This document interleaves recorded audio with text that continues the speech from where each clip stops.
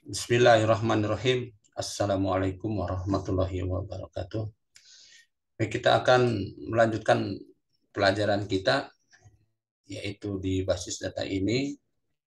Sekarang kita memasuki ke bab kedua, yang sebelumnya kita sudah mempelajari kemarin, yaitu tentang pengertian basis data, kemudian manfaat, tujuan, serta manfaat kegunaan dari basis data. Kemudian yang ketiganya, kemarin kita juga sudah mempelajari tentang struktur hierarki basis data. Nah, di bab kedua ini adalah kita akan mencoba mempelajari tentang ERD atau Entity Relationship Diagram. Apa itu ERD?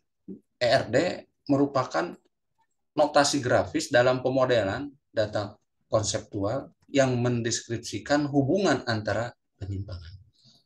ERD ini digunakan untuk apa? Memodelkan struktur data dan hubungan antar data. Dengan ERD, kita dapat mengubah model dengan mengabaikan proses yang harus kita lakukan. Jadi ERD bisa menjawab pertanyaan seperti data apa yang diperlukan, bagaimana data yang satu berhubungan dengan data yang lain. Kemudian yang perlu kita perhatikan di sini adalah notasi simbolik ERD. Ada 4 simbolik secara umum yang harus kita perhatikan di dalam ERD. Yang pertama adalah 4 persegi panjang, yaitu simbol untuk himpunan entitas. Kemudian yang kedua adalah elips atau lonjong. Ini adalah simbol untuk atribut. Kemudian yang ketiga adalah jajaran genjang. Ini simbol untuk relasi. Dan garis ini adalah sebagai link. Kemudian notasi ERD. Notasi ERD di sini ada 3. Ya. Yang pertama adalah entitas. Apa itu entitas? Entitas adalah suatu objek yang dapat diidentifikasi dalam lingkungan pemakai. Sesuatu yang penting bagi pemakai dalam konteks sistem yang akan dibuat. Contoh, pelanggan, itu entitas. Mahasiswa, pelajar, pekerja, mobil, dan lain-lain. Ini kita lihat di sini, contoh entitas ya digambarkan dengan 4 persegi panjang ya. Di sini adalah entitas pekerja. Kemudian yang selanjutnya entitas itu mempunyai 2 varian. Ya. Yang pertama adalah entitas lemah atau weak entity, ya. Yaitu entitas yang kemunculannya itu tergantung kepada eksistensinya dalam sebuah relasi. Contoh misalkan di sini entitas mahasiswa dengan entitas orang tua dan hobi. Jadi entitas orang tua dan hobi ini sangat tergantung kepada mahasiswa. Atau di sini entitas pegawai dengan entitas tanggungan. Nah, ini tanggungan ini sangat tergantung kepada pegawai. Kemudian yang kedua adalah entitas kuat atau strong entity. Ini adalah entitas yang berdiri sendiri. Keberadaannya ini tidak tergantung kepada entitas lain. Coba kita lihat di sini gambarnya. Bahwa di sini dalam gambar ini ya ada 2 entitas. Yang pertama adalah entitas pegawai, kemudian yang kedua adalah entitas tanggungan. Yang entitas pegawai ini termasuknya entitas kuat atau strong entity. Ya, sedangkan entitas tanggungan di sini ada termasuk yang lemah. Kenapa? Karena tanggungan ini sudah jelas tergantung kepada pegawai. Sedangkan pegawai ini tidak tergantung kepada tanggungan. Kita lanjutkan, no. Yang kedua tentang notasi ERD, yaitu atribut. Atribut adalah elemen dari sebuah entitas dan berfungsi mendeskripsikan karakter entitas. Setiap ERD itu bisa terdiri dari lebih dari 1 atribut. Contoh di sini, ini entitas item, ya. Ini digambarkan dengan 4 persegi panjang. Apa saja yang bisa menerangkan tentang item ini? Ya, ini pertama misalkan warna item. Kita gambarkan dengan elips di sini yang menunjukkan bahwa ini adalah simbol dari atribut. Yang kedua ukuran item. Yang ketiga adalah deskripsi item. Kemudian Jenis atribut. Ya. Jenis atribut yang perlu kita ketahui adalah yang pertama, atribut key atau atribut key, ya kunci di sini, yaitu atribut yang digunakan untuk membedakan data secara unik. Ya. Unik di sini artinya bahwa ketika diinput maka atribut ini hanya memiliki satu, tidak boleh double, ya. Tidak boleh rangkap. Misalkan NIK ini di KTP, nomor induk kependudukan, tidak boleh ada yang double. Ya. NIM, NIM nilai induk mahasiswa, ya. Atau misalkan di pelajar atau di siswa adanya apa, NISN. Ya. Kemudian yang kedua adalah atribut simple atau atribut sederhana. Ya. Jadi atribut ini adalah bernilai tunggal. Misalnya nama, harga, atau status. Ini semua bernilai tunggal.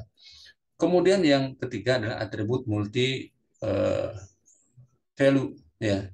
Atribut yang memiliki sekelompok nilai yang banyak. Ya. Yang nilainya banyak. Misalkan begini, gelar. Gelar itu banyak.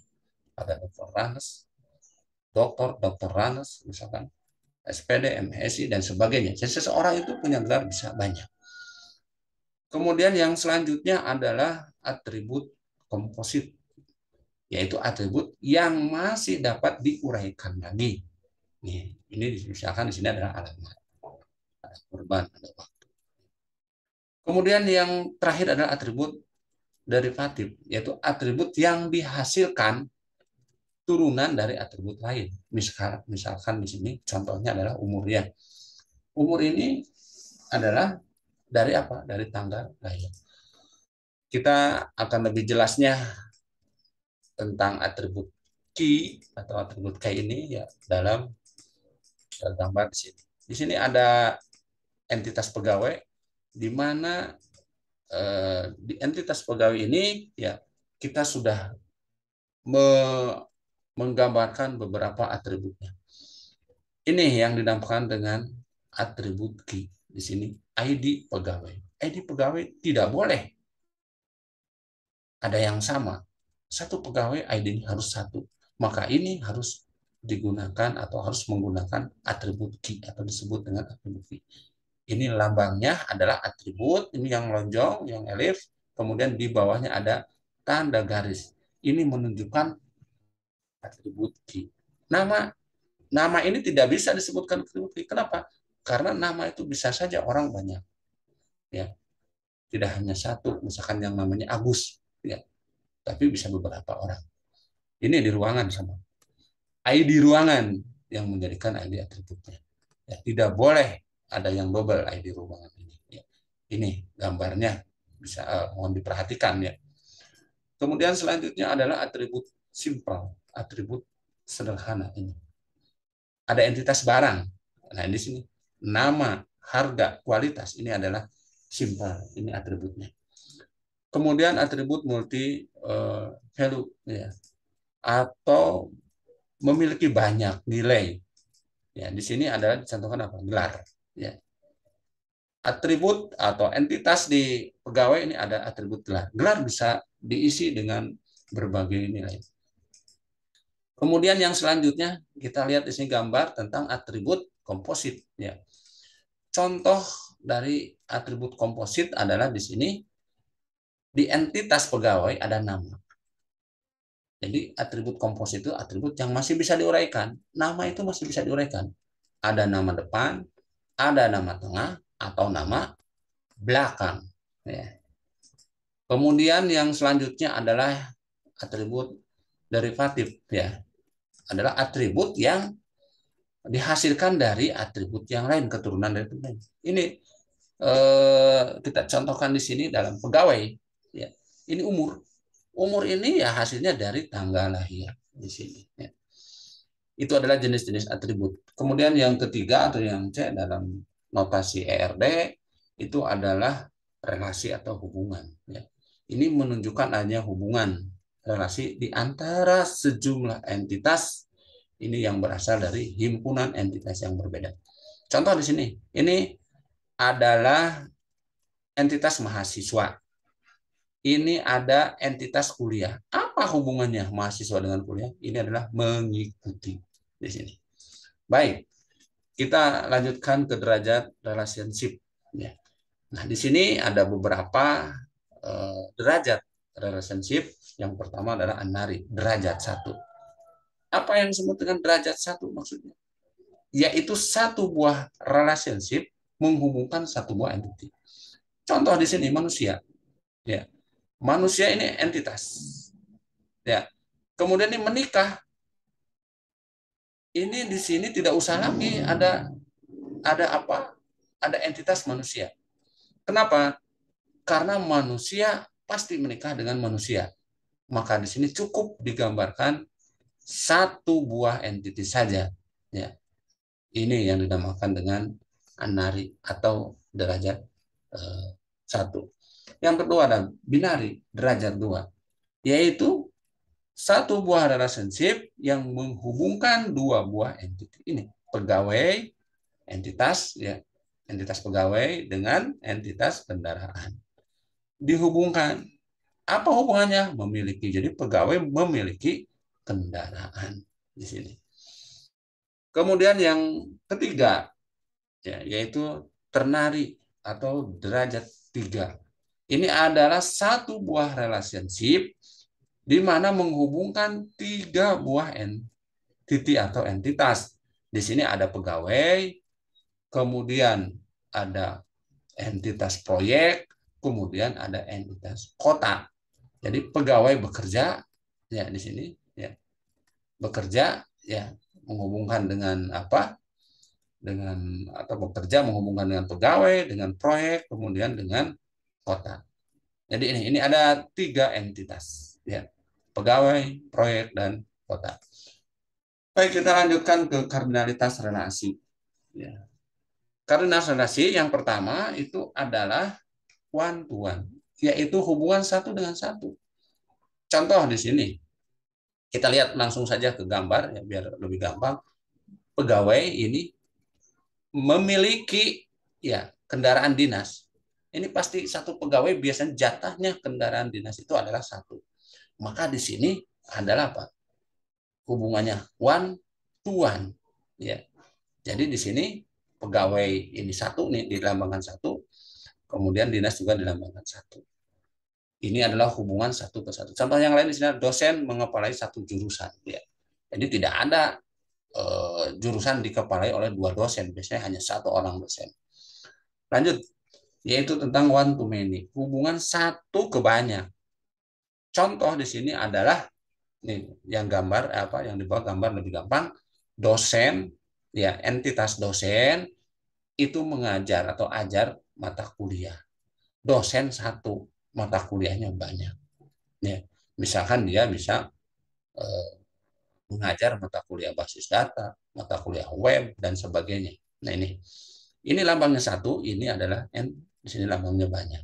Atau misalkan pelanggan di sini yang membeli beberapa mobil. Ya, itu adalah hubungan one to many. Kemudian yang selanjutnya yang ketiga adalah many to many, hubungan banyak ke banyak. Contohnya apa? Mahasiswa mengambil mata kuliah. Mahasiswa tentu banyak. Mata kuliah juga banyak. Ya. Nah ini mahasiswa M. Ya, banyak kan mengambil hubungannya dengan mata kuliah M. Baik, ini contoh diagram entity relationship ya, di mana di sini terdiri dari 4 entitas yaitu fakultas, kemudian mahasiswa, kemudian mata kuliah, kemudian dosen ya. Fakultas daftar ke mahasiswa ini fakultasnya 1 ya, kemudian di sini banyak jadi one to many. Sedangkan mahasiswa mengambil mata kuliah, mahasiswa banyak, kemudian mata kuliah banyak, maka many to many. Kemudian di sini dosen ngajar mata kuliah, di sini dosennya 1, mata kuliahnya banyak, maka dia hubungannya adalah one to many ya. Sini fakultas dengan dosen, fakultasnya 1, memiliki dosennya banyak, jadi one to many. Nah ini contoh dari diagram ERD. Yang perlu kita perhatikan di sini beberapa simbol dalam entity relationship diagram. Yang pertama ini entity atau relation, ya, yaitu 4 persegi panjang. Kemudian relationship ini jajaran genjang atau relasi, ya. Atribut ini elips. Kemudian weak entity yang lemah. Ini di dalamnya ada lagi kotak, ya. Di dalam 4 persegi panjang ada lagi gambar kotak. Kemudian identifying relationship, yaitu yang relasi yang masih tergantung ke orang lain. Atribut K, ini atribut K adalah lambangnya, ya, atribut yang pakai garis. Kemudian yang selanjutnya atribut multi value, ya, banyak nilai di sini, ya, di dalamnya ada garis. Ini atribut komposit, ya, yang apa yang bisa diuraikan kembali, dan terakhir adalah atribut derivatif. Itu saja mungkin pelajaran hari ini. Terima kasih atas perhatiannya. Mohon maaf. Assalamualaikum warahmatullahi wabarakatuh.